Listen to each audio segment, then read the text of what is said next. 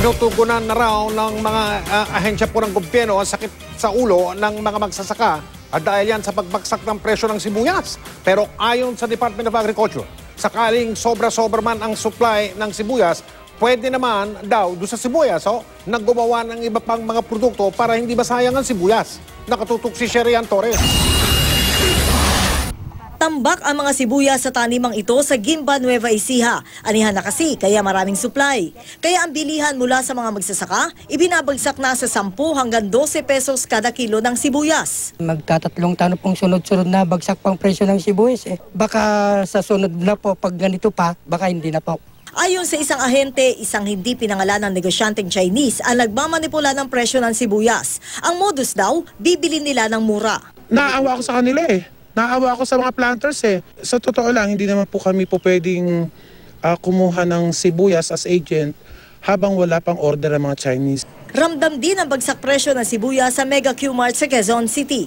Dito sa palengking ito ng Quezon City, ang presyuhan ng sibuyas ngayon nasa 20 pesos kada kilo. Ang puhunan daw kasi nila sa puti at sa pulang sibuyas naglalaro sa 14 hanggang 16 pesos kada kilo. At ang kwento ng mga mismong tindera na dumidiretso ng pagbili ng sibuyas sa Central Luzon at sa Northern Luzon, literal daw silang pinag-aagawan para bumili ng mga sibuyas nung mismo mga nagtatanim nito. Kala talaga ang sibuyas, murang-mura talaga. Ibababa talaga sa lahat.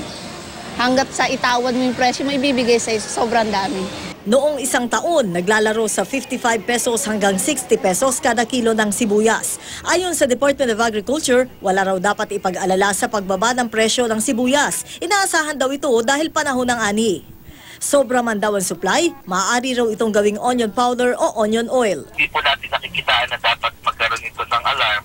Sana po wag po nating iiwanan po ang onion growing, lalo na po ngayon na andyan naman po ang department, andyan po ang High Value Crops Program para po tulungan ang mga magsasaka. Tinitignan din ng DA ang hinaing ng mga magsasaka na kawalan ng cold storage facility para sa local onion growers. Sinisilip din daw ng ahensya kung gaano karaming imported na sibuyas ang pumasok sa bansa.